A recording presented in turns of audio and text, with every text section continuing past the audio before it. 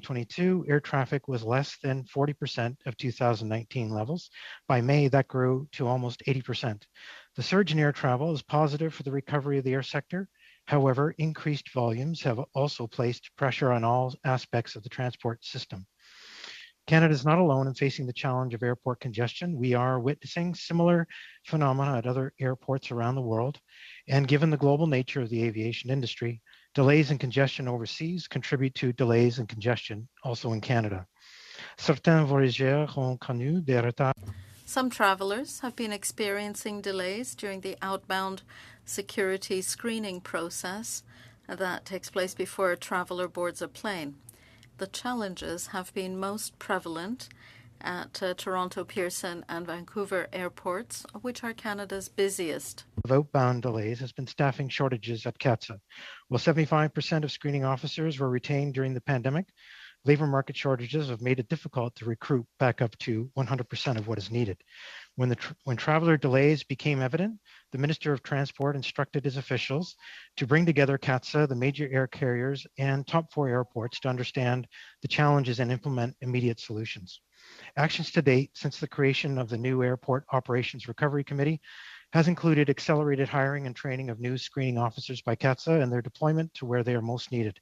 In fact, since April 1st, CATSA screening contractors have recruited almost 900 new employees. CATSA is now over their 100% target at Toronto and Vancouver to meet their national standard of 85% of passengers screened in 15 minutes, which was actually exceeded in some cases over the past week. Operators and CATSA are also working together to improve the screening process for passengers. In addition, all partners are improving communications and information sharing, including messaging to passengers to help them plan and avoid delays. Les mesures concrètes que nous... The concrete action we have taken together is having an impact. We have seen significant improvements in wait times over the past month, with fewer passengers waiting in long lineups. Of June 3rd to 9th, an average of 10% of passengers were waiting more than 15 minutes at Pearson, down from 23% the week of May 9th to 15th. At Vancouver, this number improved to 13% from 26% over the same period. In addition to delays when boarding a flight in Canada, there have been delays for international travelers who return to Canada, primarily at Toronto Pearson. These delays are due to a number of compounding factors, including overall staffing levels in the system, infrastructure limitations, delays overseas leading to a convergence of flights, and public health measures. À l'heure actuelle, le traitement... At present, there are infrastructure and capacity limitations in the Customs Hall that restrict passenger offloading, which has resulted in travelers being held on aircrafts.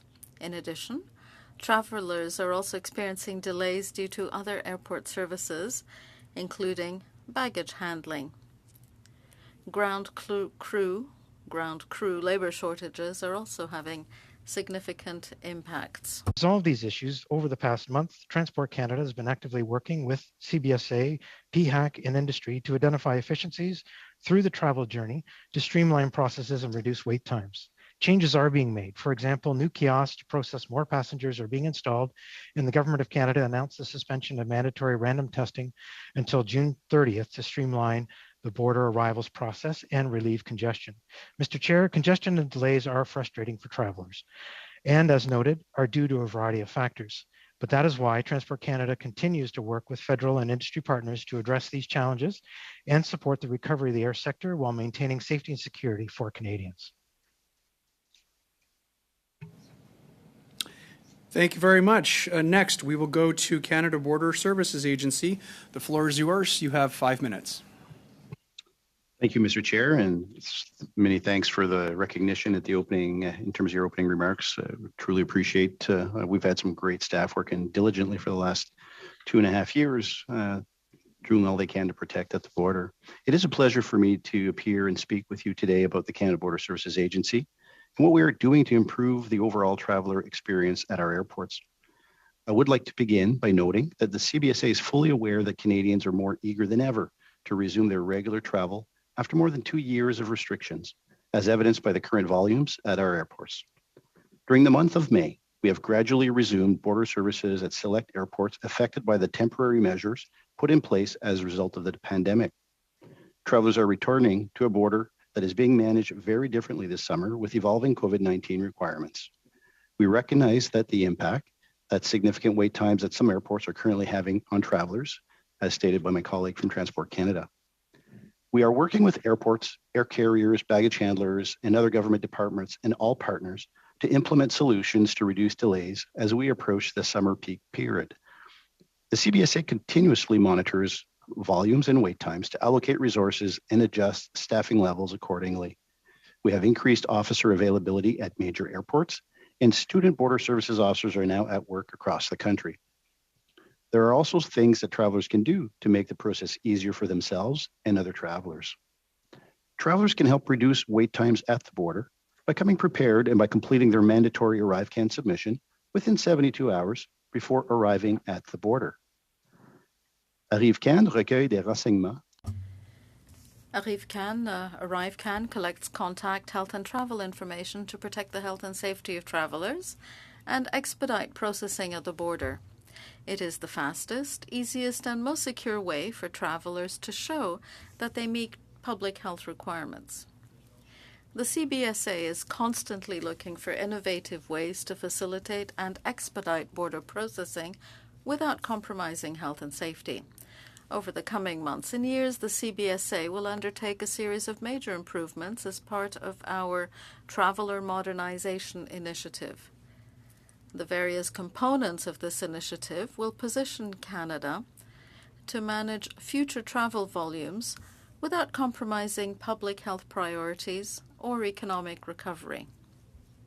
We are modernizing the border processing experience through the use of new digital tools and technologies to create a more streamlined process for travelers. One of these new tools is the Advanced CBSA Declarations. Advanced Declaration. This is a feature within the ArriveCAN online application currently that gives air travelers the option to prepare their customs and immigration declaration 72 hours in advance of their arrival in Canada. This feature will be expanded to the ArriveCAN mobile app later this month. In addition, over the next year, the CBSA plans to launch the CBSA Advanced Declaration feature nationally at all airports with primary inspection kiosk. Travelers who use the Advanced CBSA Declaration feature of ArriveCAN online will greatly reduce their processing time when they enter Canada through airports. On average, travelers using this new platform will complete their processing using the primary inspection kiosk in just over 1 minute in as little as 68 seconds. With the increased volume of travelers at our ports of entry, there has been an increased pressures on the government and industry to keep up. We trust that the Traveller Modernization Initiative is steering us in the right direction. I hope that you have found this information beneficial, and I look forward to providing you with more insight on these and important initiatives, and I'm happy to respond to questions of the committee. Thank you, Mr. Chair. Thank you very much. Next, we have the Canadian Air Transportation Security Authority. You have 5 minutes. The floor is yours. Thank you, Mr. Chair. Good afternoon, honourable members. Bonjour, honourable député. This year marks CATSA's 20th anniversary of operations. As you're likely aware, CATSA is a Crown corporation responsible for security screening services within Canada's civil aviation system. We are regulated by Transport Canada, and CATSA is accountable to Parliament through the Minister of Transport. And we're funded by parliamentary appropriations. We operate our mandate through a third-party screening contractor model. The contractors employ the screening officers directly, while CATSA, together with the screening contractors, ensure that the critical elements of the transportation system are secure, from passengers and hold baggage screening to the screening of non-passengers at designated airports in Canada. We've recently seen the pent-up demand for air travel materialize at airports much earlier than I think many anticipated. As such, there were some challenges in servicing demand, particularly in early May. This follows 2 tumultuous years for the civil aviation industry. CATSA and its screening contractors have been targeting the hiring of 1,000 screening officers this year, in addition to the over 1,200 screening officers that were recalled in the fall of 2021. I'm pleased to report that despite those challenges in May, and despite the labour market challenges that continue to persist, we have we are on track to meet those targets. I'm also happy to report that over the last 3 weeks, CATSA has met its government-funded service level target of screening passengers, 85% of the passengers in 15 minutes or less across the system. And we've exceeded that over the last 3 weeks, but we still have work to do. And while screening contractors have been working to increase staffing levels, they're not immune to the recruitment challenge experienced by the broader commercial aviation industry and indeed many industries across Canada. And CATSA aims to achieve or exceed the wait time service level as established by the funding provided by the Government of Canada, where, as I mentioned, 85% of all passengers wait 15 minutes or less at Class 1 airports. Je vous remercie encore une fois. Thank you again for the opportunity to speak with you today. Both Nancy and I look forward to answering any questions committee members may have. Merci. Thank you, Mr. Thank you. Very much, Mr. Perry, and thank you very much, Ms. Fitchett, and thanks for being here once again. Next, we have NAV Canada. NAV Canada, the floor is yours. You have 5 minutes. Merci, Monsieur Président. Thank you, Mr. Chairman. Corporation that owns and operates the world's first privatized air navigation system, ensuring the safest, most efficient movement of aircraft from the Pacific to the Arctic to the Mid-Atlantic, 24 hours a day, 7 days a week. NAV Canada operates the world's second largest air navigation system. To support our 45,000 customers, we employ 4,000 people and are deploying groundbreaking technologies to keep the skies safe. Safety is why we exist, and our safety record is one of the best in the world. NAV Canada is a critical part of the supply chain infrastructure, which keeps people, goods, and services moving by air to and from communities, large and small, across Canada and around the world. NAV Canada vous remercie aujourd'hui. NAV Canada thanks the committee for its invitation to address its study on reducing red tape and costs on rural and urban Canadian airports. Airlines and private aircraft operators that fly in Canadian airspace.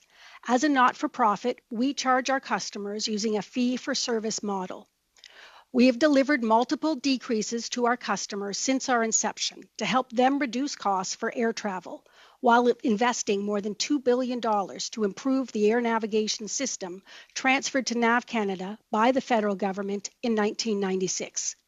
Even with the latest rate increase in September 2021, our service charges and increases on average have run below the rate of inflation since our inception. Our cost structure is heavily weighted to fixed costs. For example, if the number of flights in Canadian airspace drops 80%, NAV Canada must still maintain 100% service coverage in Canadian airspace. This weighting towards fixed cost is illustrated when you realize that labor costs make up approximately 70% of our operating costs. During the pandemic, we saw passenger air traffic, as measured by revenue, drop significantly. In fiscal 2021, our revenues were down by 55.7% compared to pre-pandemic traffic. As most of our costs are fixed, our revenue model was put to the test.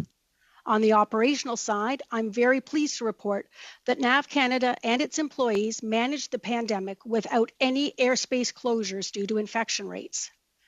NAV Canada's model and favorable credit rating allowed us to borrow at record low rates in the debt market to continue our seamless operations. Unfortunately, a rate increase was necessary to meet the covenants of our earlier bond issuance. As we understood that our customers were also dealing with challenging business realities, the 29.5% increase in fees was only to meet covenant requirements, not to recover NAV Canada's revenue shortfall. To further assist our customers, NAV Canada implemented a fee deferral program for the next 5 years. NAV Canada was pleased that the federal government brought in business assistance programs during the pandemic. The Canada Emergency Wage Subsidy provided critical support.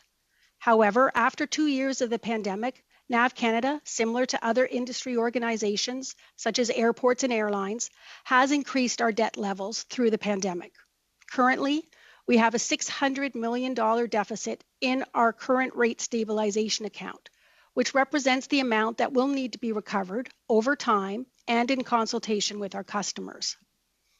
NAV Canada empathizes with air travelers who have seen an increase in delays over the past 3 months.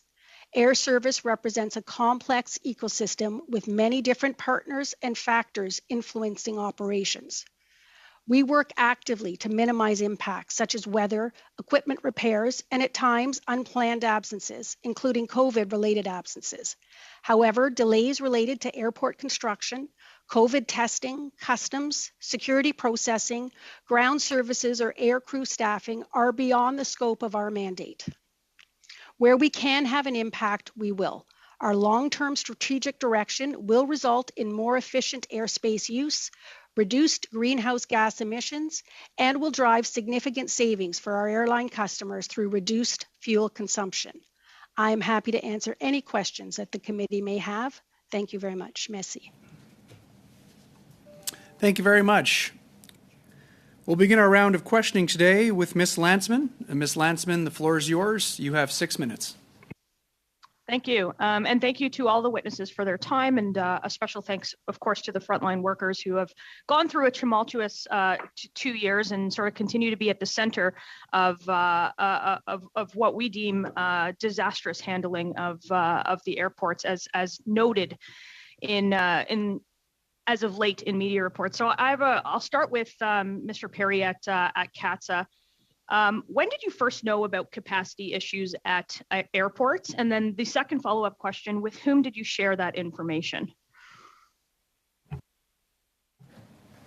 Thank you for your question.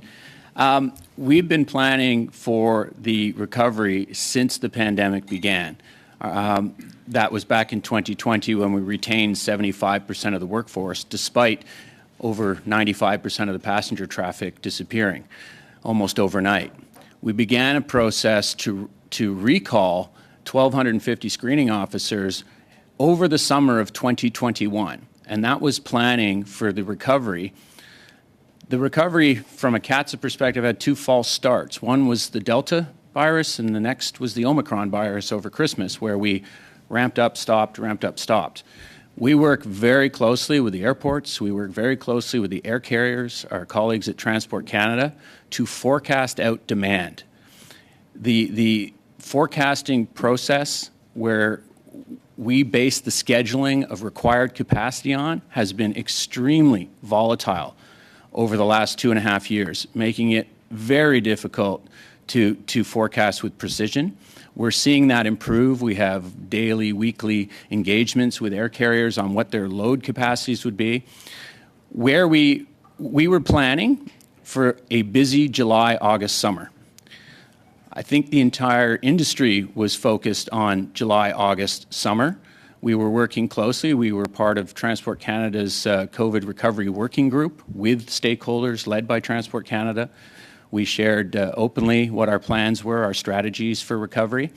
The demand that occurred in April and May was well above our forecasted demand. I would wager to say above industry's expected demand, and so there was a sudden surge. I'm going to pipe Sure. in here. Did you let the government know? Did you let the airports know? Did you let the airport authorities know? Who did you share the information on forecasting with? All of the above. We shared this with our colleagues at Transport Canada. My CEO and I met with the Canadian Airports Council. We met regularly with airport CEOs and other air carrier executives. So I'll follow up with a question. If Mr. Perry, if you knew that that air travel would see a sharp increase in the June and July, and you've seen an even sharper increase, the information from our supplementary estimates, that budgeting process shows that over 25% of CATSA's budget went unspent last year. Could you tell us why? Last year, the passenger volumes were extremely low.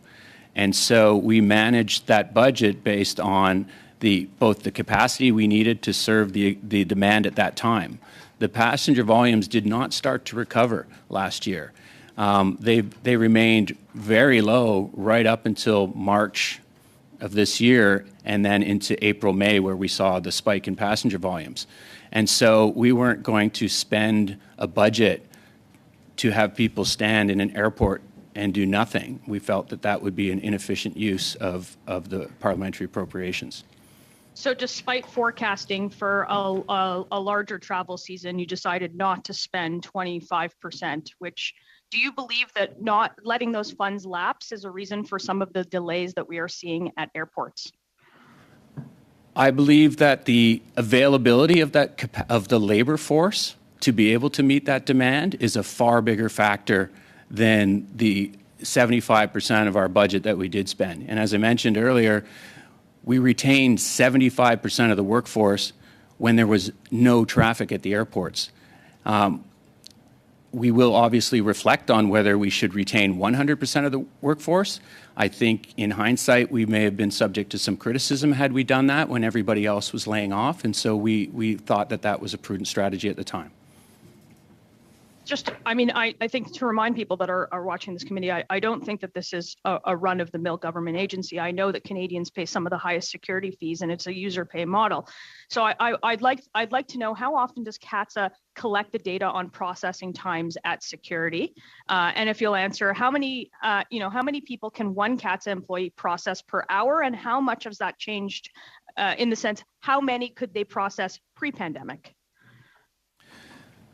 So there's a few parts to that question. The first part, how do we collect and measure processing times? We do it a number of ways. We scan boarding passes as passengers arrive in the queue.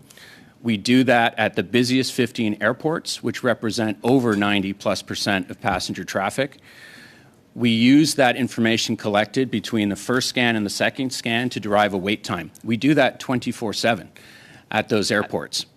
So we have one of the most accurate wait time measurement systems, I would argue, in the world, because of that checking of the boarding pass.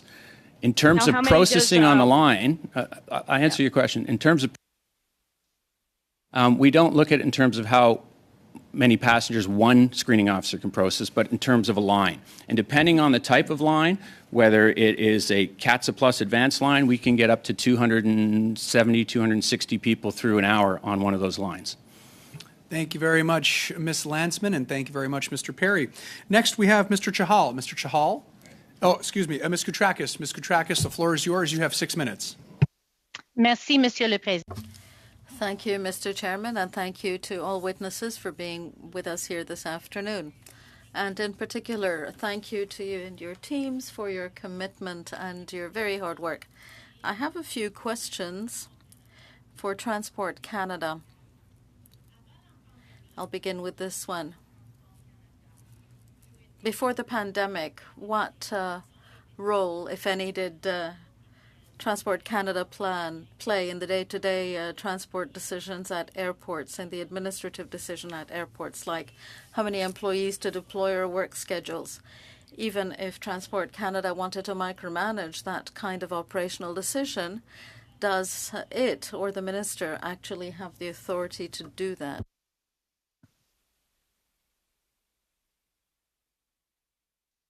Je vais demander.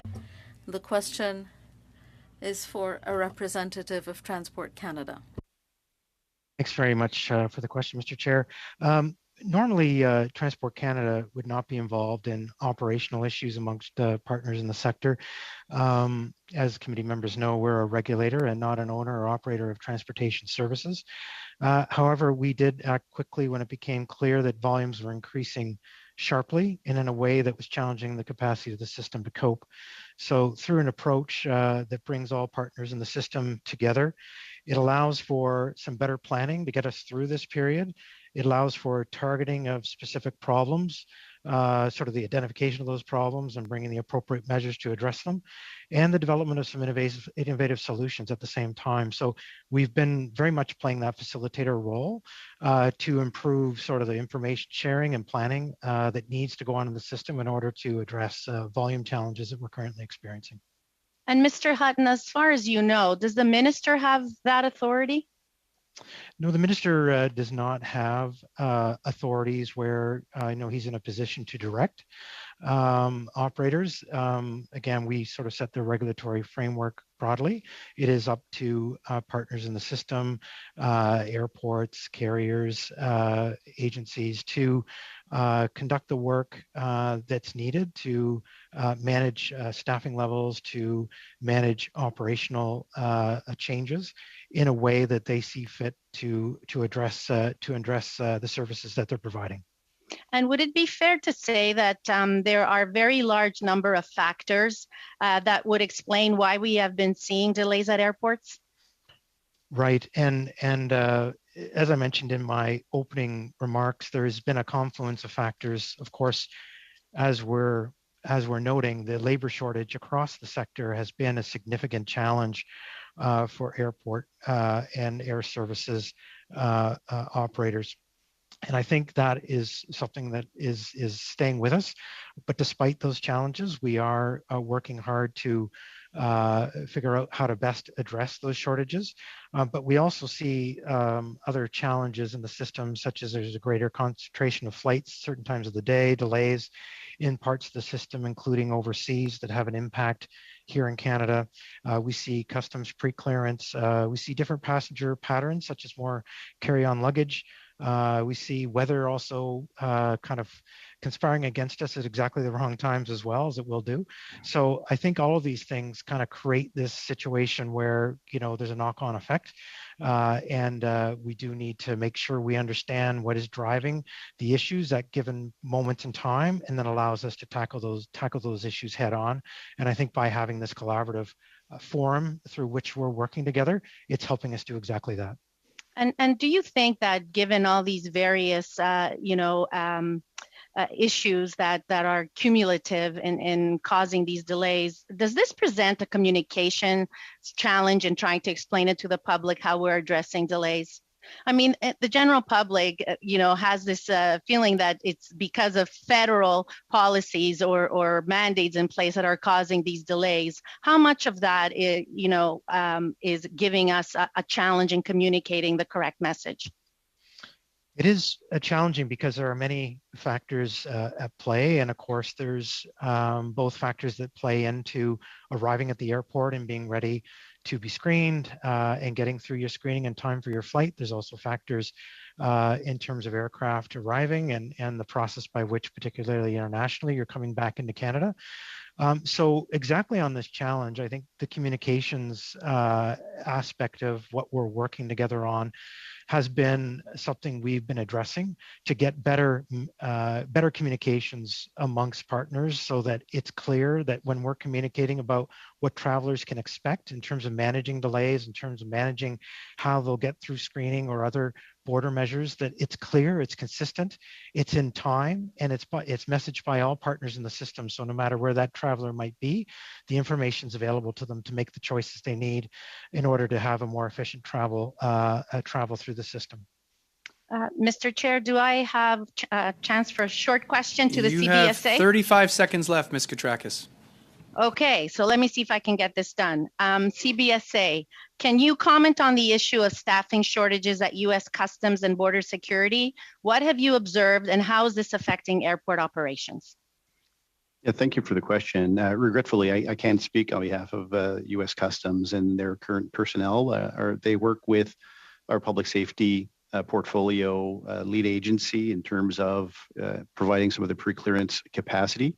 On the CBSA side, I will say that we are all hands on deck. We plan for summer volumes, and we are increasing our own, at least for the arrival into Canada, staffing through both additional officers, officer availability, and our student border services officers that work in airports each summer for us. Thank you. Thank you very much, Ms. Katrakis, and thank you very much, Mr. Vinette. Prochainement, nous avons Mr. Barcelou. Mr. Barcelou-Duval, you have 6 minutes.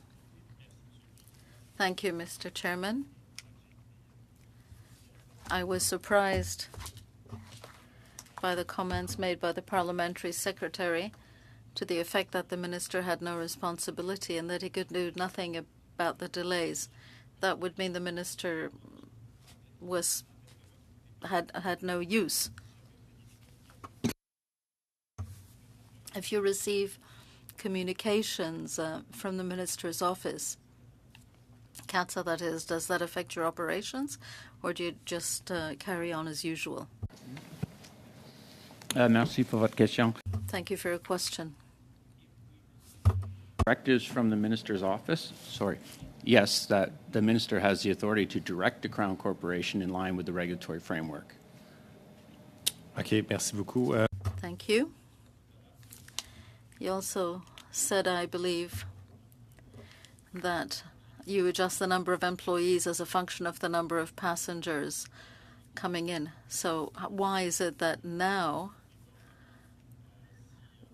there would be too many, there is too much work and not enough employees if those adjustments are made as you go? So if I understand the question, yes, that's correct. We do adjust the capacity to service passengers based on the forecasted volume of passengers and those arrival patterns. As I mentioned, there's been a lot of volatility in what actually materializes at an airport versus what is forecasted. There's pressures throughout the system that disrupt those passenger arrival patterns, which means sometimes we have staff when the passengers aren't there. Sometimes there are not enough staff because either a schedule has changed, an aircraft has had maybe arrived late, was held, the connections traffic is off. All of those things affect the screening. Our objective, though, is to have as many screening officers available and as many lines open to serve the public. The factors that have also affected that have been the attrition rates within not just our organization, but the industry. The labor market has been a significant challenge to get people onboarded. There are other factors at play, volatile passenger traffic, which again, through no fault of the industry, I think they're scrambling to recover as well. And processing challenges where we're seeing a lot more passengers show up with carry-on bags, and it takes longer to process. J'aurais une autre question pour vous parce que I have another question for you, because you are saying that passengers are now being processed in about 15 minutes. And that's from the first scan to the second scan. So from the moment they scan into the machine up to the time that they see an agent. Are these data not underestimating reality? For example, when you get off the plane, and that's been my recent experience when I traveled abroad, I saw that the airport was so packed that just getting to the first scan took a very long time. Wouldn't it be appropriate to start measuring that time as of the moment passengers get off the plane? First, I'll just clarify. I didn't say that passengers only wait 15 minutes or less. What I said is the government-funded target service level, on average, is 85% of passengers on an annualized basis will wait 15 minutes or less. We have met or exceeded that target for over 6 straight years. In terms of the measurement, you're correct. The measurement should be taken at the end of the queue, the end of the line, so that you have an accurate measurement. We have, through the month of May, we've been working with some of our stakeholders on this to alert us. We have significant numbers of brand new screening officers who we need to remind, in taking your measurement, you don't stand in one spot. You have to move to the end of the queue. So there is a compliance factor there. We do oversight on compliance. That compliance is related to the performance pay that our screening contractors receive, so they have an incentive to measure correctly. We do take action when there is inaccurate measuring, and it does occur, but overall, the compliance rates are above 90%. J'aimerais aussi savoir si de votre point de perspective. I'd also like to know whether, from your point of view, you believe or you're under the impression that waiting times will increase in the coming weeks, or will we be moving back to normal? And if so, how long might it take before we get back to normal? I believe over the last couple of weeks, we have returned more to normal. The trend is positive. Wait times are coming down. We are hitting the service level targets where we are continuing to focus our wait times at peak. Everything is about the peak period. That's what's most important to our stakeholder partners. Those wait times have come down. The summer is a busy period. There will be wait times. There have always been wait times in the summer, but we want to see those continue to trend down to normalized levels, and our staffing capacity has been increasing, particularly at the top 4 airports where we've met most of our targets, and we're continuing to onboard new people. Peut-être une question à Monsieur Vinette. Maybe a question for Mr. Vinette. You must also have been affected by waiting times and increased passenger volumes at the border. Is the CBSA feeling that is putting pressure to deal with passengers more quickly, and does that affect efficiency or security? Unfortunately, there's no time left for the answer. Maybe on the next round. Thank you. Back, the floor is yours. You have 6 minutes. Thank you very much, Mr. Chair, and thank you to all of our witnesses for being here today with us to answer our questions. I wanted to take a moment off the top to acknowledge the work of screening officers and frontline airport workers all across the country who are really bearing the brunt of the chaos at our airports and working under some exceptionally difficult conditions. Now, we've been told several times by the government that this is an international phenomenon, and so I think it might be instructive to look at what other airports are doing. I noted that Amsterdam Schiphol Airport in the Netherlands negotiated an agreement with airport workers that includes a raise over the busy summer months that's equivalent to $7.14 Canadian per hour. By contrast, in Canada, we have CATSA creating something called the Summer Attendance Incentive Program, which pays a $200 a week bonus to employees who don't take their holidays. And here's the most alarming part. I have a memo here written by one of your contractors which describes the program to their workers. And this memo states that workers who take time off because they're sick won't qualify for the bonus. This is essentially creating a financial incentive for employees to go to work sick during a pandemic. Does CATSA think that that's appropriate? I disagree with what the incentive, how you've characterized what the incentive is intended to do. A screening officer who is sick or takes their vacation, their scheduled vacation, does not disqualify from the program. But I back up just one step in your reference to Schiphol.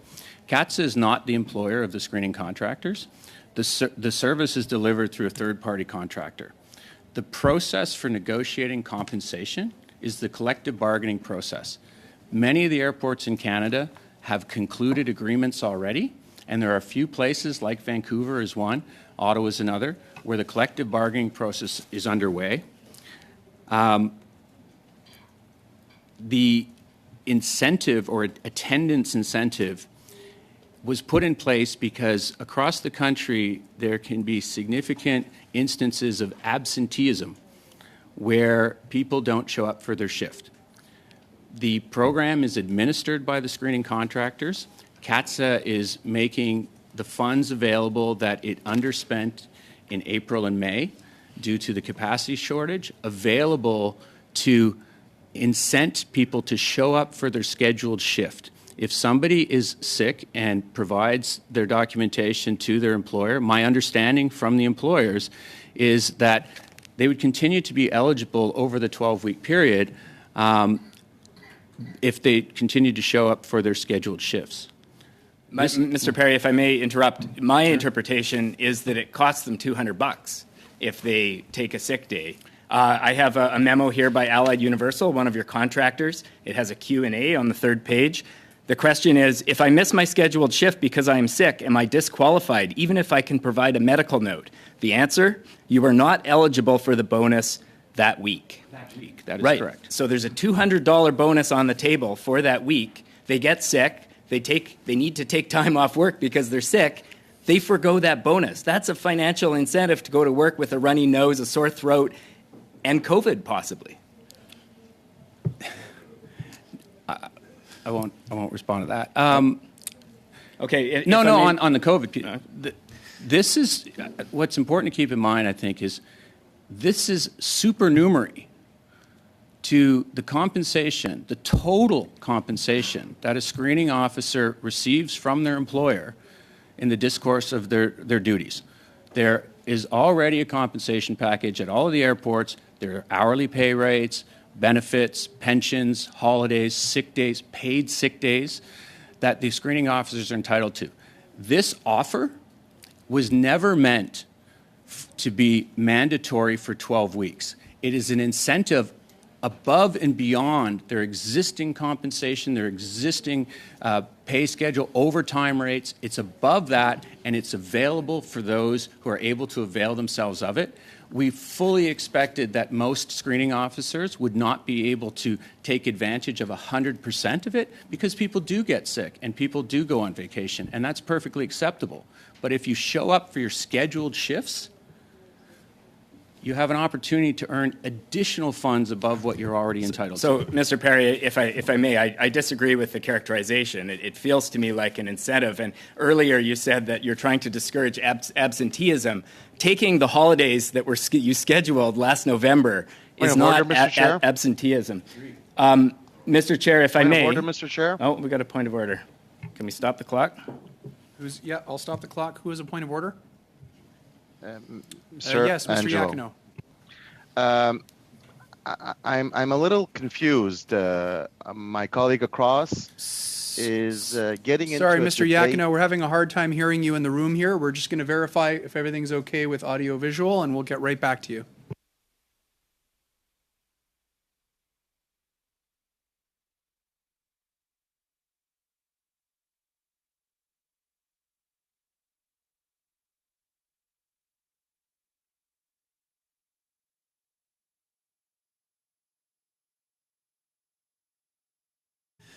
Mr. Iacono, can we test your microphone again, please? If you can just talk about the weather outside, possibility of tornadoes. Well, it's pretty bad outside. It's pretty dark, and it's raining like cats and dogs. I wonder if snow is on his way because I started seeing pellets. Perhaps not loud enough. Can you hear him in that? Oh, in the earpiece. Okay, so it's just in the room, basically. Okay. Okay. Feel free to proceed, Mr. Iacono. Thank you, Mr. Chair. So I'm a little confused and puzzled on the questioning of my colleague across. His questions are about paychecks, pay scheduling, sick days, shifts. This is all with respect to internal business, human resources. It's got nothing to do with the government of Canada. So I don't know if it's appropriate, but he's questioning the witness on how they conduct their internal business on a human resource level, and I think that is not up to us to be able to scrutinize that at this point. Thank you, Mr. Chair.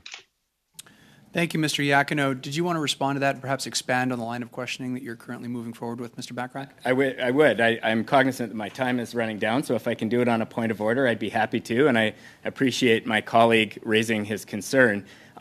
This incentive program that I'm discussing is a CATSA program. CATSA is a government agency, and what I'm talking about is the inappropriate use of federal government funds that are being used to incentivize workers to not take the holidays they scheduled and potentially to incentivize them going to work sick during a pandemic. Now, I would offer that a more appropriate thing to do would be to use those federal funds to provide workers with a raise over the busy summer months so that they can be properly compensated. That would also help with recruitment and help resolve this overall problem we're facing. But, Mr. Chair, if I may, I'll let you proceed, and I'll start the clock again, Mr. Bachrach. I appreciate the attempt to answer the questions. I'd like to move on to a separate topic. And as members of the committee know, I have a motion on notice I would like to move at this time. So I will move that pursuant to Standing Order 1081A, an order of this committee do issue for a copy of all relevant documents containing public health advice and scientific modeling received by the Minister of Transport relating to the decision to issue on June 1st, 2022, the interim order for civil aviation respecting requirements related to vaccination due to COVID-19, number 2.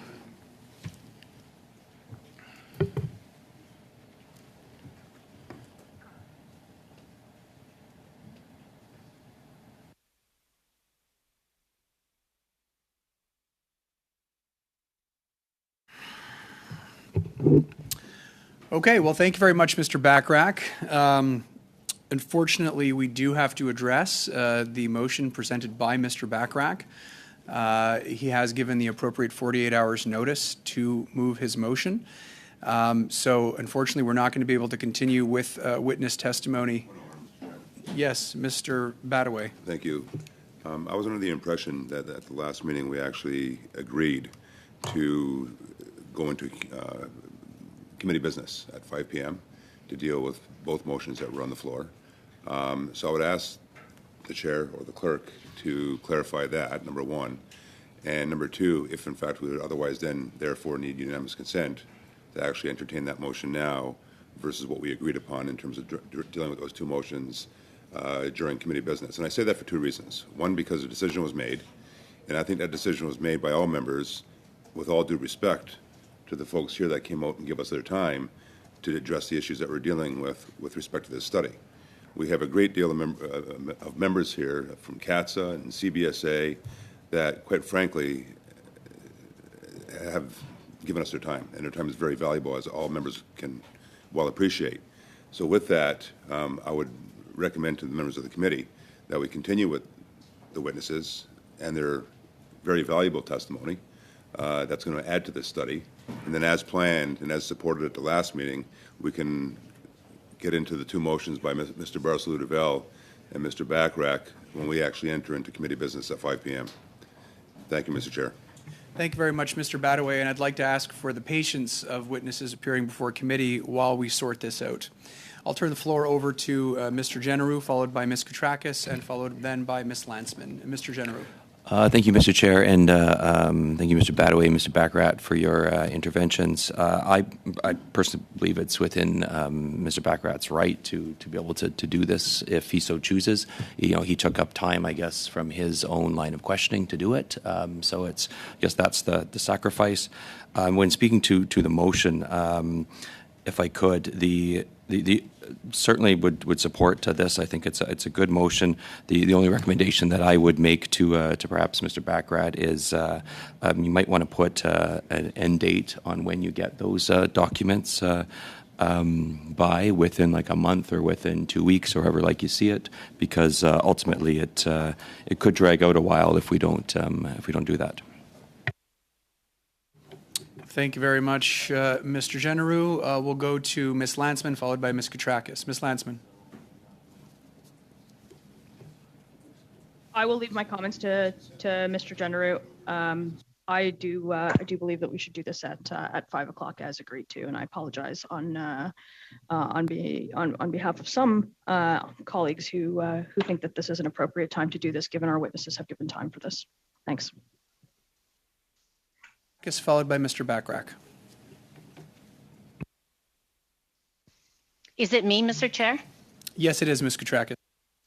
Thank you, Mr. Chair. And I echo, a lot of the comments that have already been said.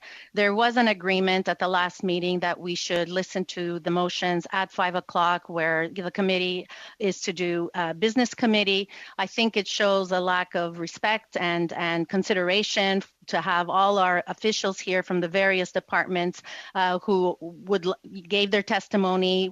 Members of the committee have real questions that are relevant to the study at hand, and I think that we should respect what we agreed to, and we should go forward. And at this point, Mr. Chair, I would like to ask for a suspension so that the Liberal members have a chance to discuss amongst themselves.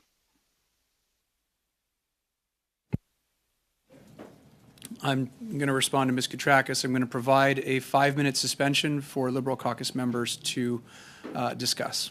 The meeting is suspended for 5 minutes.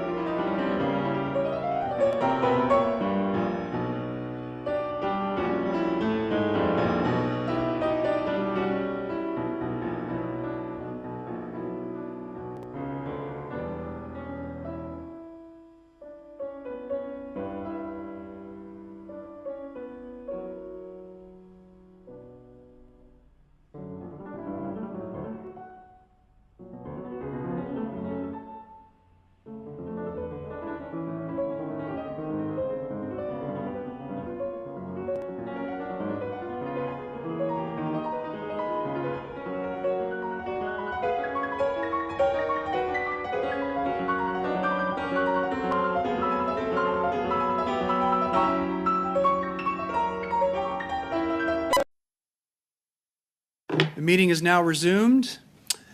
I see a couple hands up. Mr. Badaway, I believe that you wanted to go first. Are there any other hands? Anybody else would like to speak? Mr. Bachrach after Mr. Badaway? Go ahead, Mr. Badaway. Thank you, Mr. Chairman. Mr. Chairman, I would move that debate be now adjourned. Okay. We have a motion on the table. Mr. Clerk, would you like to do a recorded division on the motion on the table? Yeah, okay. Mr. Badaway. Yes.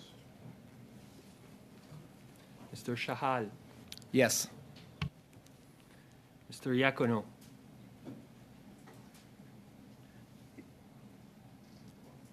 I heard a yes. Yep. Madame Koutakis. Oui.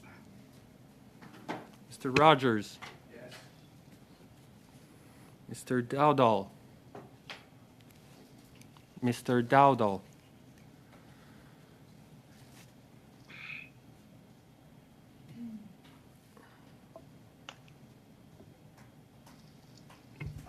Mr. Dowdall? Can you hear me? I'll move on to the other. Mr. Genereux. No. Madame Lensman. No. Mr. Mears. Opposed? Monsieur Barsalou-Duval. No. Monsieur Bachrach. Mr. Dowdall, can you hear me? I can hear you now. The question is on the motion to adjourn the debate. What do you vote? No.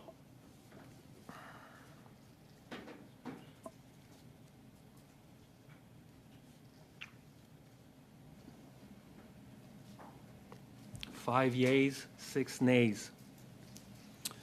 The motion does not carry. So we'll resume debate. I will turn it over to Ms. Landsman, followed by Ms. Katrakis. Oh, sorry, Mr. Bachrach, followed by Ms. Landsman, followed by Ms. Katrakis. My apologies, Mr. Bachrach. I'll make this very brief. First of all, apologies to the witnesses. I would have loved to had another round of questioning, and I understand my colleague's desire to discuss this motion in camera. But I think this is of interest to a lot of Canadians. So I hope that we can dispatch with this with sort of one round of comments around the table, and then potentially use the balance of the meeting to resume hearing from the witnesses and asking questions. That would be my hope. It's a very simple motion, and folks have had it for more than 48 hours. So that would be my desire. Thanks, Mr. Chair. Thank you very much, Mr. Bachrach. I have Ms. Landsman, followed by Ms. Katrakis, followed by Mr. Badaway.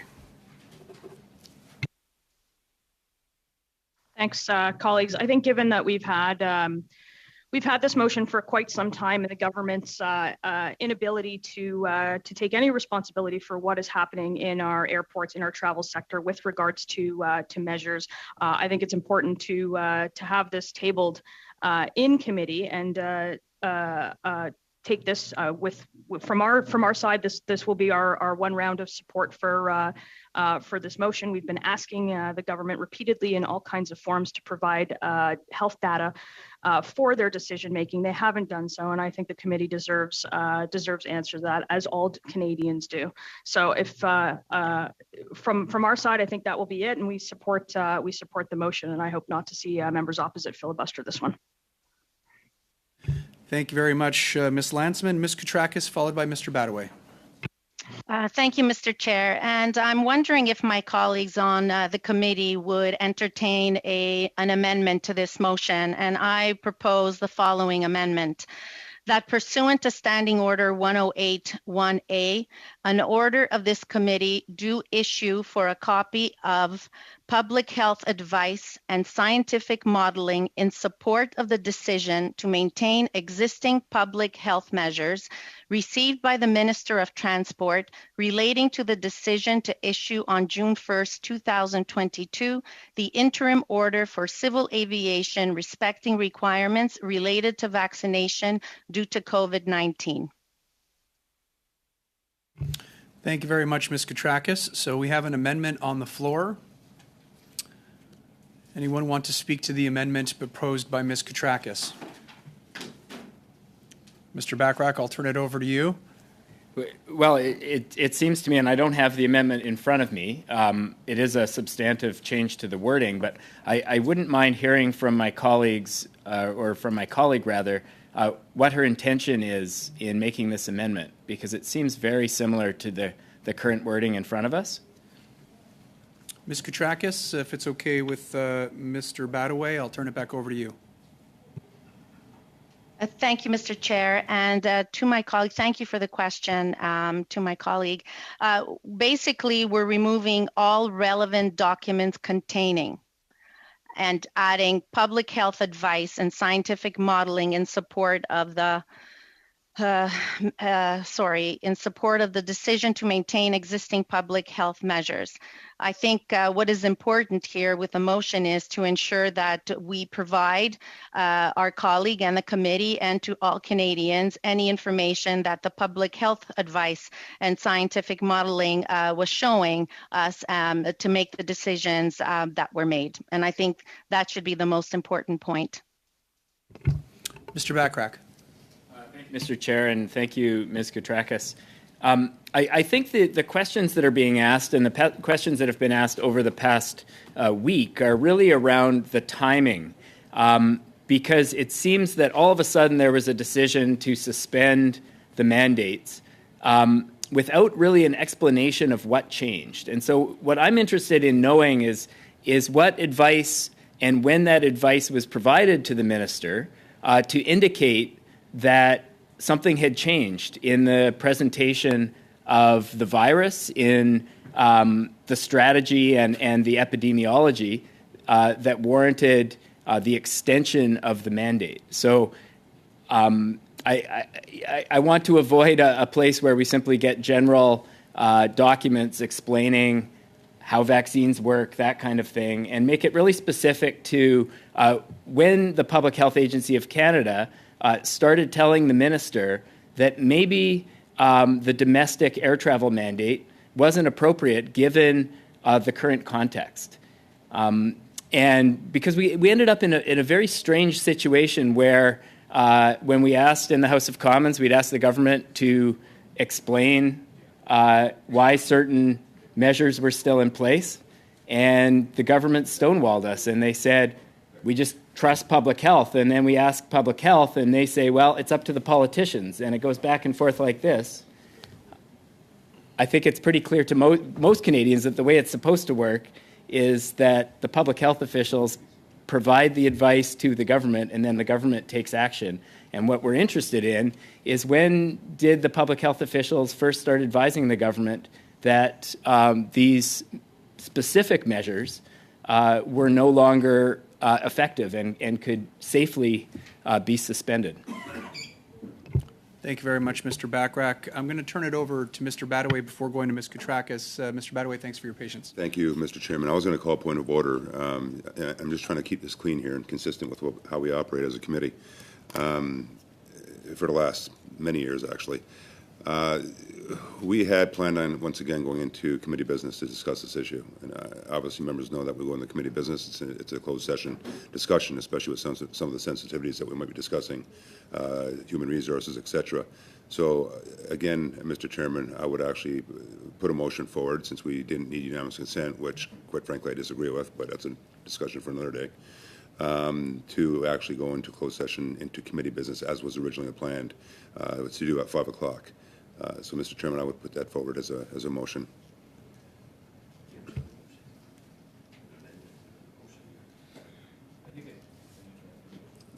Yeah, so the first thing we have to do is deal with the amendment proposed by Ms. Katrakis. Correct me if I'm wrong, Mr. Clerk. So we'll deal with that. Actually, we have Mike, the clerk, who's joining us virtually, who would like to say something very quickly. Yeah, actually, the motion to move directly in camera would supersede that, so we could take a vote on that right away, just to see whether or not the committee moves in camera. If that were to occur, and we do have a positive decision, we're going to have to send out all new Zoom links to all the members that are participating via Zoom, and we would excuse the witnesses from the room. Okay. Thank you very much, Mr. Clerk. Just keep in mind, colleagues, this is a motion that will determine whether or not we keep the witnesses on with us or not.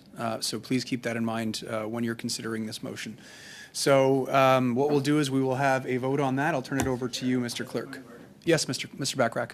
I believe in previous meetings, when we've ended up in a spot like this, and it looks like we might not finish our discussion in the next 20 minutes, half an hour, we've allowed the witnesses to go and have just recognized that we're probably not going to get to additional rounds of questioning. And so, depending, so just, it sounded like you were characterizing it as if this motion doesn't pass, the witnesses have to stick out the rest of the meeting. I don't think that's the case. No, sorry, Mr. Okay. Bachrach, that wasn't my intent. If anything, if this doesn't pass, I'm still going to end up asking the witnesses to log off. I mean, if I see you go any further, I don't want to waste their time, but I'm going to turn it over to the clerk now to go for a vote. Okay. Mr. Badaway. Yes. Mr. Shahal. Yes. Mr. Iacono. Yes. Ms. Koutrakis. Yes. Mr. Rogers. Mr. Dowdall. No. Mr. Généreux. No. Ms. Landsman. No. Mr. Mies. No. Monsieur Barsalou-Duval. No. Mr. Bachrach. No.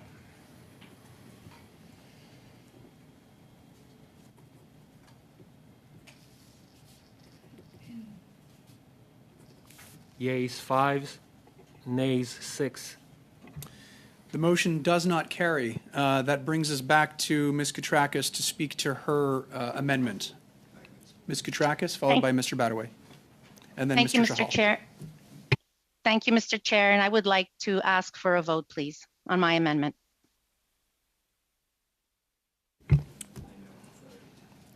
Okay, thank you, Ms. Koutrakis. I'll turn it over to the clerk. Yeah. Oh, no, wait a minute. There are hands up still, Ms. Koutrakis, to speak to your motion, to your amendment. So unfortunately, I can't call a vote on your amendment until I have no hands up left. And right now I have Mr. Badaway followed by Mr. Chahal, who are still on the speakers list. Point of order, Mr. Chair. Yes, Mr. Rogers. So are we going to proceed on and have the witnesses endure this debate, or are we going to dismiss the witnesses? So that's a good question, Mr. Rogers. I was going to wait until it reached a certain period of time to see whether or not we could resolve this as a committee and then resume the business with the witnesses. I'll give it a little longer, and if I see that we unfortunately haven't resolved this, then I'll ask the witnesses to kindly log off. So, Mr. Badaway. Thank you, Mr. Chairman. And seeing that we're going to be staying in open session, it actually might, I guess to some extent, be a more robust discussion. My question, and I guess it would be a clarification I would ask either yourself, Mr. Chairman, or the clerk. We do have the witnesses here with us, and we're going to be debating a motion by the NDP member that, quite frankly, now that we're in open session, may be of benefit to ask the witnesses some questions that pertain to your motion, that's to the NDP motion. So I'd like to ask the clerk so that we can have this robust discussion and debate the actual motion with some input from those that are in the business, and can really give us an idea of how credible, I guess you would say, this motion would in fact be in terms of how we move forward. As many of us know, there has been a decision made on this issue already this week, so I don't think the timings of an issue. Besides the politics of it, I get that. But other than that, with the decision being made, with the mandates being lifted, I'm not sure what will actually come out of this, besides a few tweets and some social media for the member. So with that, I would ask, would I be allowed, or would members be allowed to get more information to then make a proper decision on this motion? Would it be allowed to actually ask some of the witnesses that we have here with us some questions that would pertain to this motion, Mr. Chairman? Thank you, Mr. Badaway. I'm going to defer to the clerk on this one, and just give me 1 minute. Mr. Chairman, if I can add too, I think the NDP members' questions and some of the comments that he was making in clarification with respect to the amendment actually would add, with the witnesses here, they can add a great deal to those questions that are being asked, and as well as the information coming out of the motion. Thank you, Mr. Chairman. Yes, Mr. Bachrach. I appreciate where my colleague, Mr. Badaway, is trying to take this. He keeps looking at the witnesses from CATSA. I don't think they have any relevance to this motion. It's more the witnesses from the Public Health Agency of Canada that would relate to the advice to... because you're in the room. It's hard to look at the people Anyhow, on the screens here. Just so no one is confused. They represent all putting the them on the witnesses spot because they're here physically. They were brave enough to come in person, so... Thank you very much, Mr. Bachrach, and thank you, Mr. Badaway. I conferred with the clerk, and the witnesses are not here to debate the motion, so unfortunately they cannot be a part of this discussion. It's amongst members themselves. So with that, I will continue with the debate on Ms. Koutrakis' amendment, and we will go to Mr. Chahal, followed by Ms. Landsman, followed by Ms. Koutrakis, suivi par Mr. Barcelo-Duval. Followed by Mr. Barcelo-Duval. Thank you, Chair. Yeah, just to debate Ms. Koutrakis' amendment, and I'm looking at the amendment, and I'm just going to read it out so everybody can be clear on what is being asked for, and I can add my further comments to it. Pursuant to Standing Order 108-1A, an order of this committee do issue for a copy of public health advice and scientific modeling in support of the decision to maintain existing public health measures received by the Minister of Transport relating to the decision to issue on June 1st, 2022, the interim order for civil aviation respecting requirements related to vaccination due to COVID-19. And I think this, I believe this is a good amendment to the motion proposed, because the importance of public health advice and scientific modeling to support the decision-making of public health measures is extremely important. I've seen in the province of Alberta, when many decisions were made over the COVID, over all the challenges we faced over the last number of years, that did not follow public health advice and the scientific modeling that was being presented, and that provided tremendous challenges to my colleagues. You may have seen that our premier, Conservative premier, said last year we're going to have the best summer ever. Proclaimed it publicly in and around Canada Day, and I can tell you, folks, it was not the best summer ever. So following as Ms. Koutrakis has advised here, public Mr. health... Chair, point of order. I'd just like to redirect the member back to the amendment at hand. Certainly, if he wants to debate bad decisions that particular leaders have made, I would point him right to his own Prime Minister. However, if he sticks to the point of the amendment, I think that would help speed things along a little bit. Thank you, Mr. Genereux. I'll ask that all members try to, as best possible, address the amendment or the motion at hand. Mr. Chahal, the floor is yours. Thank you, Chair, and to my colleague, Mr. Genereux. It's actually applicable, directly applicable, as being an Albertan and a Calgarian, for all the lives that were lost by some of the poor public health decisions made and advice that was not followed by public health. And the scientific modeling and the doctors, many of the doctors that had come forward at the time asking us to take further action and bring forward further public health measure to protect Canadians. We had over the last year, had a significant conversation on that in Alberta, where I'm from the city of Calgary. I was a councillor at the city of Calgary at that time, and Ms. Koutrakis' amendment clearly here, if I read it, public health advice and scientific modeling in support of. I remember on city council at the time, conversations that we asked the province to provide that scientific modeling. And I think that would have been great if our municipality and others at the time had that scientific modeling to support the decision-making process. And that's why this amendment Ms. Koutrakis has brought forward, asking for that, is, I think, extremely relevant to the debate today and what we should be looking at. Making decisions and having a conversation with the documents, with the scientific modeling that can help support the decisions that are being made. And I'd also like to add, the decisions recently made by the Minister of Transport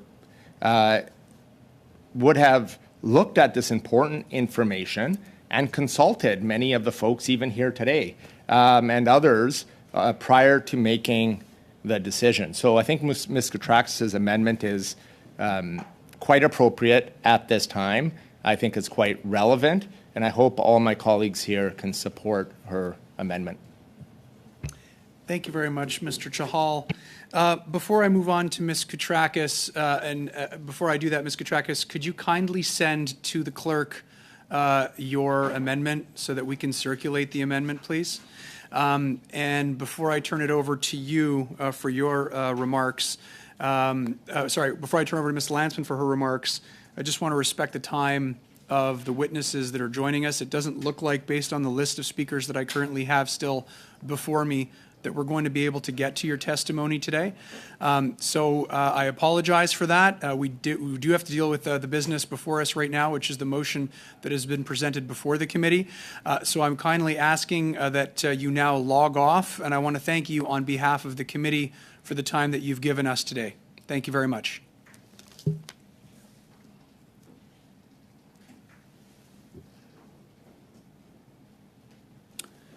So as Ms. Koutrakis is sending that out to the clerk, thank you very much. I will ask Ms. Landsman to take the floor.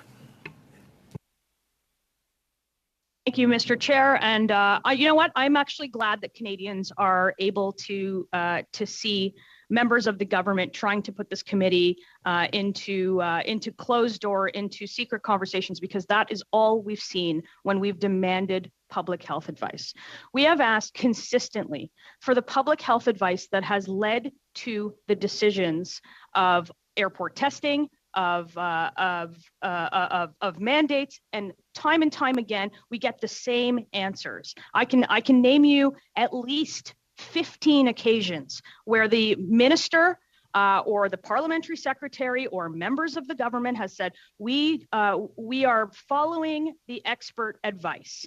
Even the president of PHAC told carriers and airports that they would remove testing from airports in January. So all this committee is asking for, on behalf of all Canadians, to know that the half measures that were announced just days ago by this government to remove some of the restrictions from airports, and certainly not all of them, why they have othered an entire segment of the Canadian population, why for so long they did not allow 4 or 5 million people to travel domestically, why the quarantine rules are inconsistent with the rules that we have in this country, where you have to quarantine for 14 days, but if you have a COVID infection, there are some provinces where you have 5 days. It's June. It's almost going to be July, and we still have not seen any evidence from the government. And now we see an amendment to a motion that allows the government to continue to say what they have been saying all along. So, something, we rely on the experts. We have not seen any expert testimony. We have not seen, and I'm glad that Canadians are able to see this conversation open in committee, where they're able to see members of the government filibuster this motion to the point where this committee meeting will be over, and they will still not have provided the public health advice that has led to the decisions, that is the chaos in our airports, which earlier in this meeting, they said have nothing to do with the government. This government's provision or abdication of responsibility in our airports is something that Canadians should be able to see, and I'm glad we're discussing it in committee. If we don't support this amendment, we support the original motion that would require the government to table the public health advice that has led to their decision-making into this committee, because every Canadian's been asking for it, every parliamentarian's been asking for it, and to this day we have not seen it. And I think Canadians deserve that. I think this committee deserves that. I think Parliament deserves that. And I think there's enough of this filibustering, and allow this motion to carry. Thank you very much, Ms. Landsman. On the list, I currently have Ms. Koutrakis, followed by Mr. Barcel-Duval, followed by Mr. Badaway, and then Mr. Iachino, and then Mr. Rogers. So we will turn it over to you, Ms. Koutrakis. The floor is yours. Thank you, Mr. Chair. And I'm really happy to hear my colleagues, Ms. Landsman's comments talking about how she likes that Canadians can see the hard work that our government has been doing and continues to do to make sure that they and their families and our economy have always been kept safe. The number one issue for our government has been from day one, since the COVID pandemic, has been first and foremost the safety of all Canadians, the safety of our transportation system, the safety of our employees, the safety of all Canadians and our economy. Mr. Chair, the reason for which my amendment was made to the motion to the main motion made by the member for Skeena-Balchi Valley is I think that it would allow for the main motion to pass. I proposed striking the words ordering the sharing of all relevant documents containing and replacing it with the following formulation: a copy of public health advice and scientific modeling in support of the decision to maintain existing public health measures. Mr. Chair, my rationale for the amendment is the following. I wish to focus on what I think is the key question. And the key question is there a public health justification to maintain certain health measures in place for air travel at this time? And if so, what is this justification? I proposed striking the formulation all relevant documents, as what is or is not relevant is open to interpretation. I think narrowing the focus like this will prevent a fishing expedition. We've seen this time and time again in various committees where we, instead of working on the real important issues, committee time is just wasted to make, partisan or political points and just being used as a fishing expedition. Chers collègues, nous avons... Dear colleagues, we have in recent years often seen a lot of deadlocks in committee, including this one on the topic of this so-called motion to produce papers. This often ends by turning into lengthy debate hinging on what information should or should not be removed. This inevitably ends in a great deal of wasted time. The purpose of this amendment is to avoid that. This committee has done good work, in my view, and I don't want to see us engaged in a lengthy procedural debate. I understand and recognize the legitimacy of parliamentarians, including those on this side of the House, to ask questions, seek information, and obtain answers to those questions. I also recognize that each government, regardless of its political stripe, must protect some types of information for reasons that I believe most members understand. To protect information that is legally or commercially sensitive, that could cause damage if it were to become public, and also to preserve a space, the confidentiality of cabinet and ministers' offices, so that frank and open discussion can take place there. In the same manner, every member needs some degree of confidential space in which to hold discussions in caucus or with staff. I also believe that it is important for members to bear in mind that governments are required not only to take into account of implications of a given motion to produce papers. My apologies, Mr. Chairman.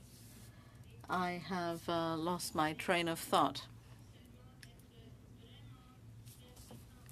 But we do have to be extremely careful to make sure that all information which needs to be produced on paper must be correct so that we avoid any misinformation and misunderstanding or harms that we could cause commercially, and anything that could undermine the very good work departments and the government has done so far. Thank you, Mrs. Koutrakis. Mr. Barsalou-Duval. Thank you, Mr. Chairman. First of all, I'd like to thank my colleague for having moved the motion now on the table, because I find it extremely relevant, and I find it unfortunate that we won't have time to discuss it since we haven't even disposed of the parliamentary secretary's amendment yet.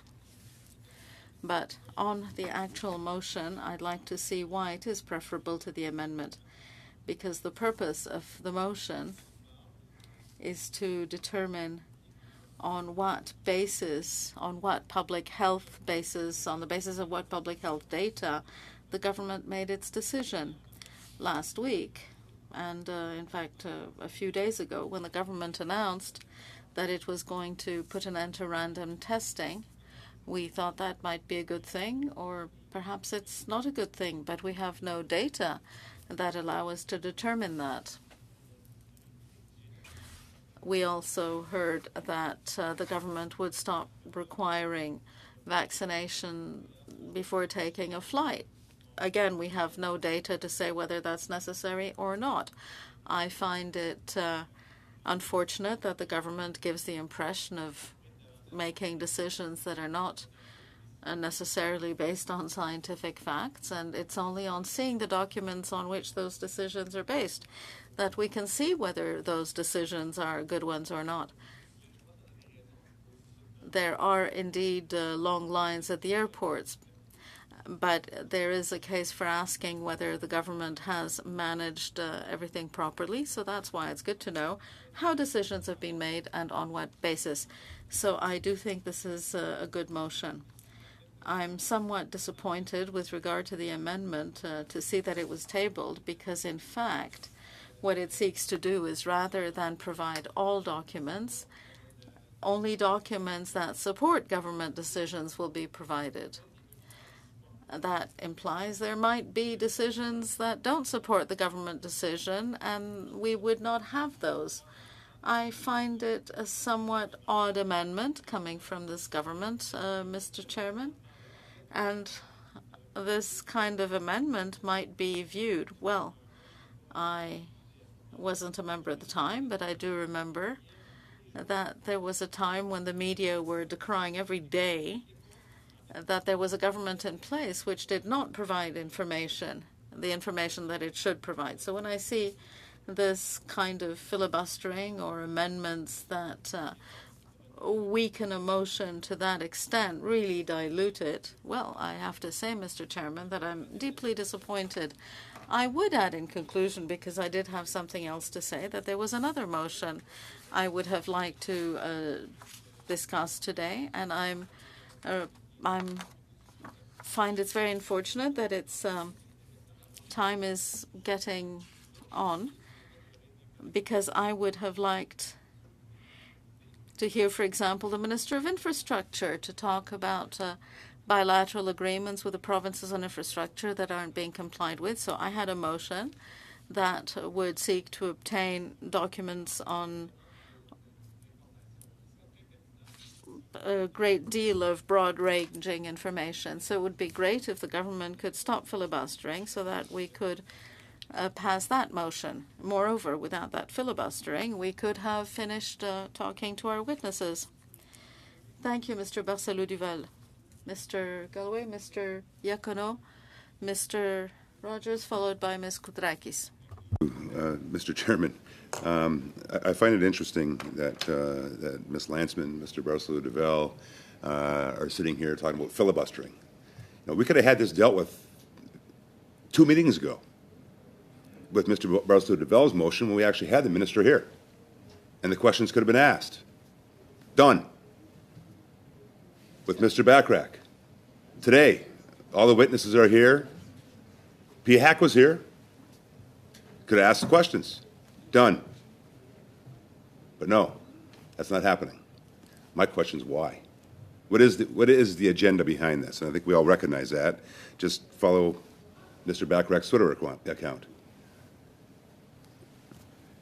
We talk about the possibility of even a study. If there was some sincerity behind this, maybe a study would be warranted, where then we can get some of these answers that Mr. Bachrach's looking for. But again, that could have been dealt with today. PHAC was here. Why wasn't those questions asked? So it's not filibustering, it's just making a point. So I'm happy, actually, that all Canadians, as Ms. Landsman said, are watching here today to see the games that are being played here when we're actually trying to get work done. Hence the study that we're doing right now. Hence the questions that could have been asked today. Hence the questions that could have been asked weeks ago when the minister was here, when that motion was first dropped on us. So I asked the opposition, come clean on what your agenda actually is. And tell that to Canadians that are watching today. This committee has been working very effectively in the last 7-8 months since we got back. Very effectively. We've been getting some good work done. We got reports going to the House, and we've all been working together, parking the politics, parking the partisanship, and getting some great work done. So it's unfortunate that we've pivoted or turned on a dime to where we're going today. But again, I have to say to Mr. Bachrach, with the amendment that we're actually debating right now, and to your point, actually, that you made earlier, there really isn't a difference. It's just trying to move it forward, trying to give you what you want, and then giving us the ability to deal with it and get back to the important work that we have within the next 2 meetings before we rise for the summer. Otherwise, we're debating it. It's not filibustering. It's making points. It's debate. And then hopefully coming to a conclusion that will, in fact, be a direction this committee can take. And then, of course, we can follow that up by dealing with Mr. Barcelou-Duval's motion. But I wanted to make the point, Mr. Chairman, after a lot of the mud that's being tossed over the table, in particular by Ms. Landsman and others. Don't throw a stone in a glass house. We're doing good work here, guys. Let's continue to do that work. We don't have to play politics. Again, I'll reiterate, and I apologize for repeating myself. We had the minister here, Mr. Barcelou-Duval. Those questions could have been asked. Your motion could have been dealt with. Mr. Bachrach, we had the team here today. PHAC was here. Could have asked them those questions. Could have had your answers and therefore your tweets for tonight ready to go. But here we are, playing games. It's unfortunate. It really is unfortunate. When once again, we've got work to do. So as some of your colleagues say here in the province of Ontario, let's get it done.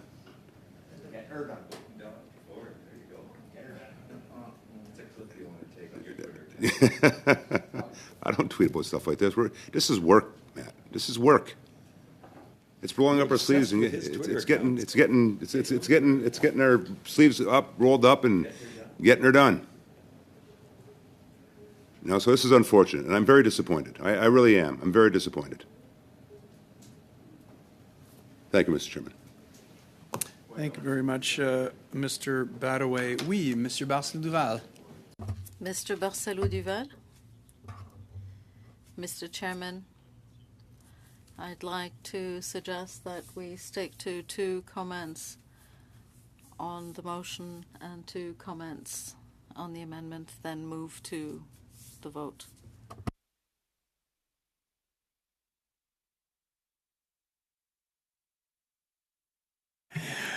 Merci beaucoup, Monsieur Barcelo. Thank you, Mr. Barcelo-Duval. We have to continue with debate because, as you know, if people wish to speak, we have to hear them. Mr. Iacono, Mr. Rogers, Ms. Koutrakis, Mr. Bachrach. And before giving the floor to Mr. Iacono, I just want to point out of all party whips, we will have to adjourn at 5:41 p.m. As you know, we had 2 hours for this meeting, and we do not, unfortunately, have the authorization for House Resources to continue past that time unless we have the support of all party whips, which I do not believe we have. Donc, avec ça, Monsieur Iacono, la parole est à vous. Mr. Chairman, I'd like to appeal that decision. And the committee rules 116(2), I believe, would prevent that from applying. Will clerk of the committee maybe to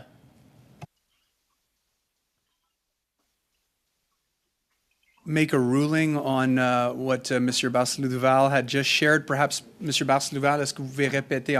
Mr. Barcelo-Duval, could you please repeat what you just said? The clerk would appreciate it. In Rule 116(2)(1) of the committee bylaws, there are a number of motions that can be moved to limit debating time on amendments or motions. So I would like to know whether that could apply. Thank you, Mr. Barcelo-Duval. We already tried that. We'll try it again.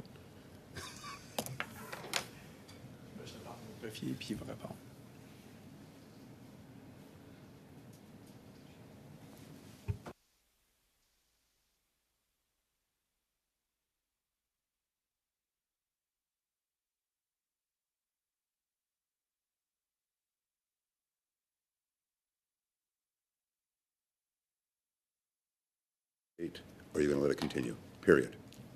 There's nothing in between.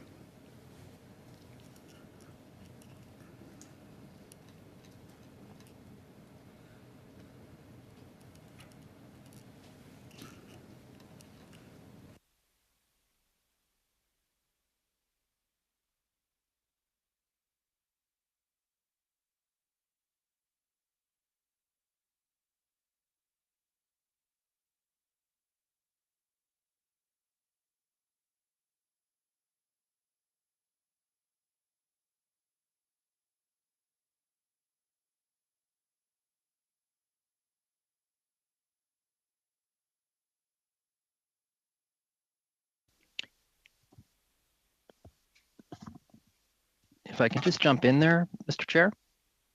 Yes, go ahead, Mr. Clerk. Yeah, I believe this is a standing order that applies. It's to prevent chairs from arbitrarily ending meetings without the consent of a committee and whatnot, and that would not technically apply in this situation. In this situation, we have certain resource limitations that are beyond anyone's control here. Our interpretation crew is going to be up against their 2-hour cap, and unless we bring in another entire crew, and we would need the whip's approval to do that, and not only the interpretation crew, but the MMS, all the other services. Absent of that, we would have to adjourn at that time. So it's not applicable in this situation. Would be my advice to you, Mr. Chair. Thank you very much, Mr. Clerk. Vous voulez mettre de l'avant une motion? You'd like to move a motion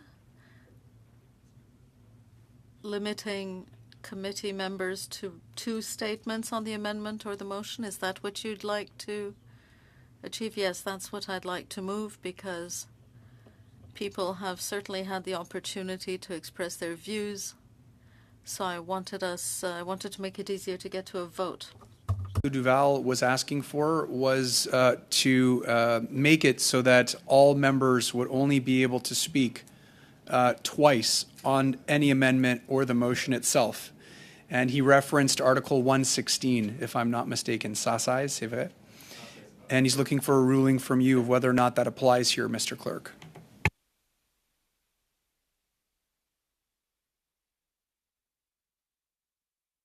Sorry, Mr. Clerk, we can't hear you. Don't know why.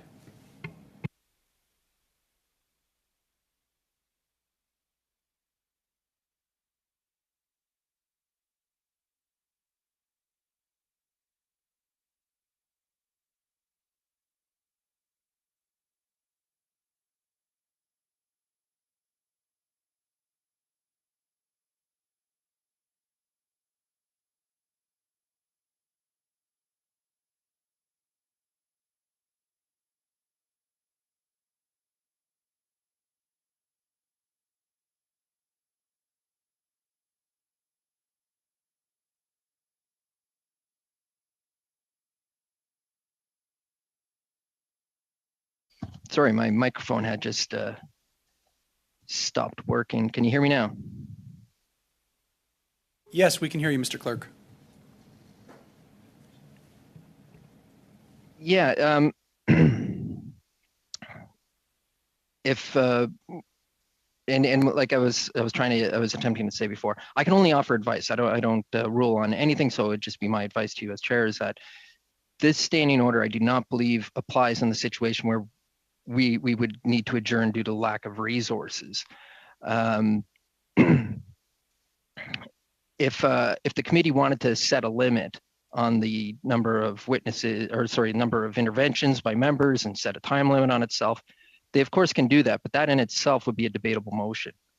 So that's something you would need to set up in advance. You can't just sort of move it without debate and have it voted on right away. So at present, we are on the debate on the amendment of Ms. Koutrakis. Thank you very much, Mr. Clerk. That was very helpful.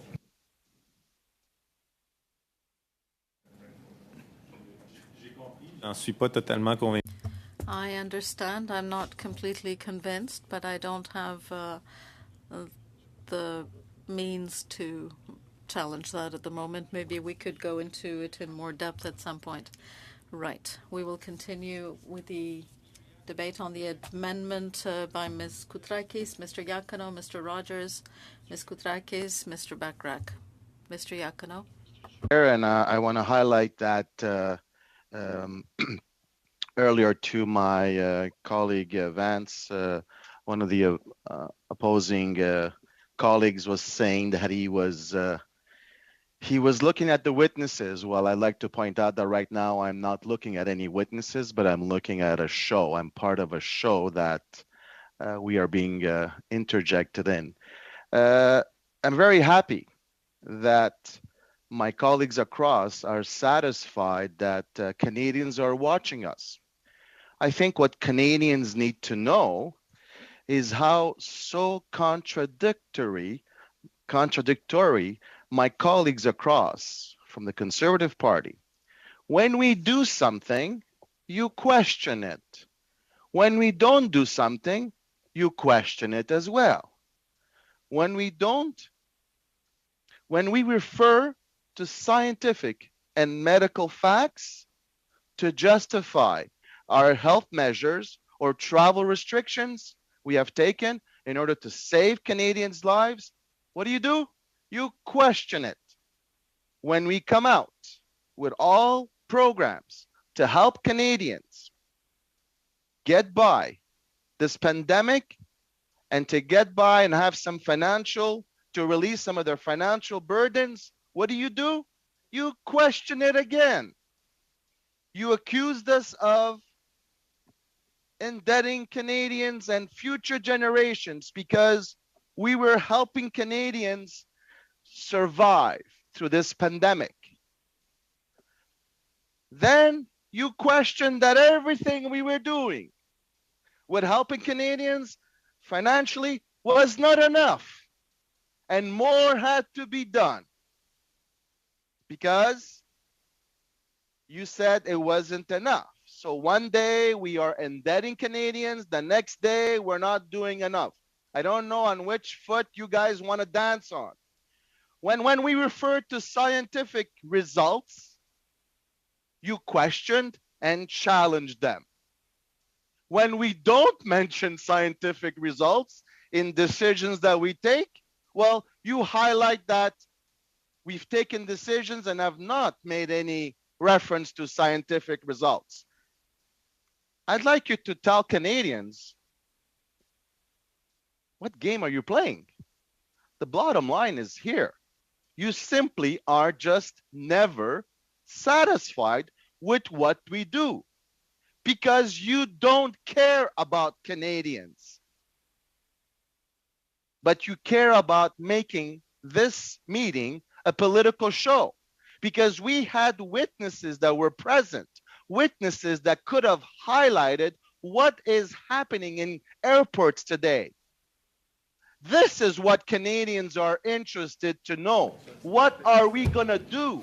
Sorry, Mr. Iachino, I have a point of order by Mr. Bachrach. If you just bear with me for a second. Yes, Mr. Bachrach. I'm just wondering, Mr. Chair, if you can clarify if it's parliamentary to impugn other members by saying they don't care about Canadians.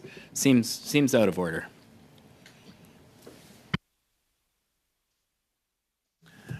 I will take that under advisement and look into it. Mr. Chair. Mr. Iachino, please continue. Chair, to answer to that, one of the opposing parties earlier in his comments, you can go read the blues, he was making reference to the Prime Minister along the same lines. Here, I haven't made reference to anybody in particular. I'm just talking about the opposing party.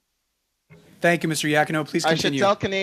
I should tell Canadians who are listening to go look at my colleagues across their Twitter page and Facebook page and see what comments they will be making about today's activity in this committee. Playing politics instead of really getting down to business and figuring out how we're going to help Canadians get by.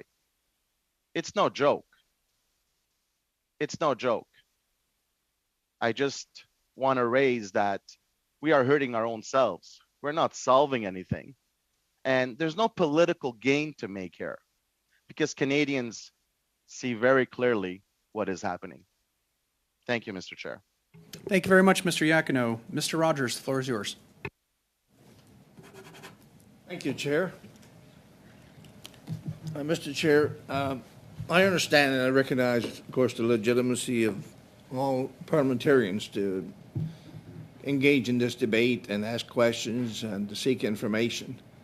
But I also recognize that every government, regardless of political stripe, needs to protect certain kinds of information for reasons of confidentiality, which I think most members understand, and to protect legally, commercially sensitive information that could cause harm or were to be made public, and also to preserve space around. In order to do this, we need to follow some kind of protocol that preserves confidentiality around cabinet tables and ministers' office for full, frank discussions. I would suggest, in the same way as MPs need a certain degree of privacy for discussion at caucus or with their staff, for example.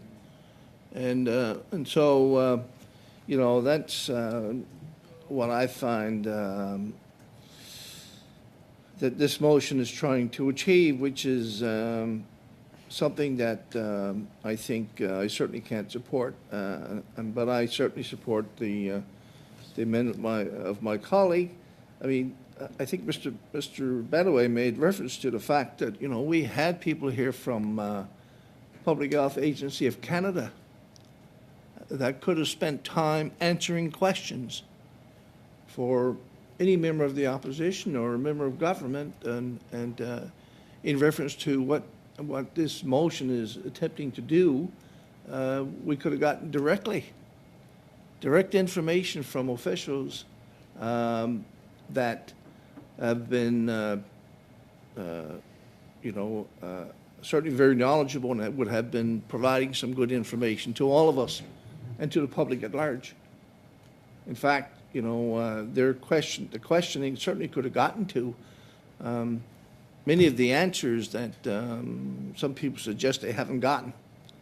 And I think, you know, that this motion is somewhat contradictory, I think, to, you know, when I look at some of the positions of some of the parties in terms of vaccinations and the kinds of things that we've been trying to do.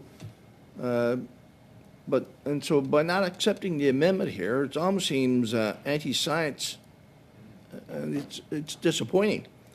Certainly stands contradictory to me, anyway, to the stance that the NDP has had this entire time and supporting vaccinations and other measures.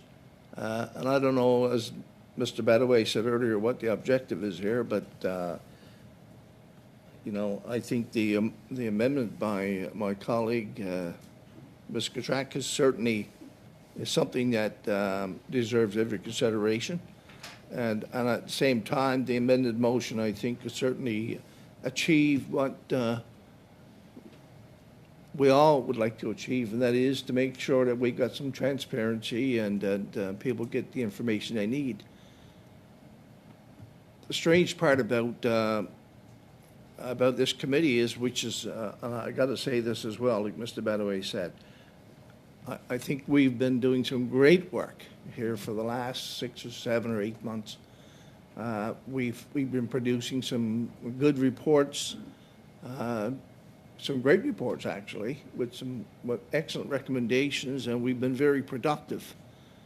But I don't see how this motion that was advanced by the opposition would do anything for us other than create turmoil within the public service, that they would try to have to go to this production of documents which would take up a great deal of time and cost a lot of extra money for the taxpayers.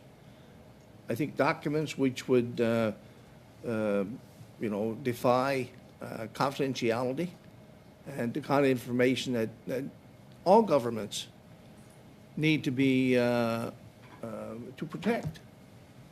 I mean, what kind of a system would we have if we couldn't have certain kind of confidence in what our elected leaders do? I know, for example, you know, just a small town mayor, many of the things we discussed were not made public, but it was done for the right reasons. It was done because we wanted to protect the identity of a certain individual in the community or the confidentiality of that person. And that person, you know, as a member of my community, deserve that they get treated with the utmost respect. But you can't have a discussion about individuals, organizations, or groups of businesses and expect that everybody that could get access to the information would truly understand the context in which it's presented. And so we have to have certain regulations and certain things that we need to consider to be of a confidential nature. And for us to try to pass a motion that requests all relevant documents, I think that's a bit of a stretch, and it sets a precedent. That's what it does. It sets a precedent which is not good for this government or for any future government. Agreed. And I certainly would not vote to support that kind of a motion, but I would certainly be prepared to accept the amendment from my colleague, Mr. Katrakis, and try to move forward around those kinds of, I guess, amendment, or that kind of an amendment. So, Mr. Chair, I'd like to say that maybe we should be considering another amendment, I guess, if you want to call it that, or addition to the current the current amendment that was proposed by Ms. Katrakis. And I'd like to have maybe a following clause to the motion. And that would be, and that the production of documents be consistent with relevant legislation concerning confidentiality. And I'd like to propose that as an addition to the motion. Just to be clear, Mr. Rogers, you're looking to add that to the amendment proposed by? Yes. Okay, so this is amendment to the amendment. Yeah. Okay. And that the production of documents be consistent with relevant legislation concerning confidentiality, because confidentiality is something that we need to preserve in our democratic system. So relevant. So, Mr. Chair, if the clerk got that, I'd be prepared to move that as an additional amendment to, an add-on to the motion, the amended Okay. motion. Thank you very much, Mr. Rogers. I have a point of order from Mr. Bachrach. So, if Mr. Chair, if this is an amendment to amendment, I have no trouble with that. I think it's actually consistent with the ATIP rules that we operate under. But my point was, I believe we're ending right at 5:41, 5:40? Yes. And so I know Ms. Katrakis has her hand up, and I just wonder if my colleagues would allow me to have a brief word at the end, given that it's my motion that was put forward, before we wrap up for the evening and head off for the summer. So I'll just leave that there.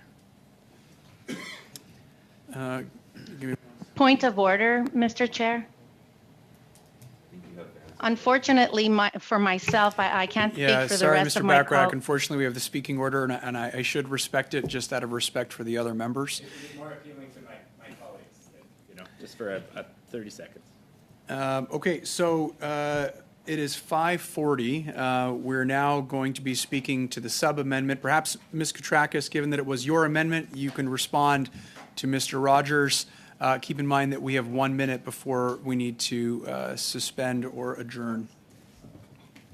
I have a hard stop at 5:41 myself for a previous commitment, so I will not be able to stay past this time. It is now 5:41. So, colleagues, with that, this meeting is suspended.